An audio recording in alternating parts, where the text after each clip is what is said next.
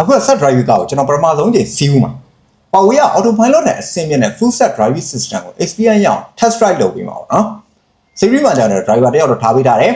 I do nothing. I'm not touching steering wheel. I'm not press the brake or accelerate. Just sit here. အဲ့ဒါကတော့ကျွန်တော်သွားနေရလမ်းကြောင်းသူကသူမောင်းနေရပါတော့သူကသူလိန်ချင်းနေမိနစ်နေရင်ရက်တယ်စီရတာဘယ်လိုပြောမလဲအကွေးပါညာတွေကစ smooth ဖြစ်တယ်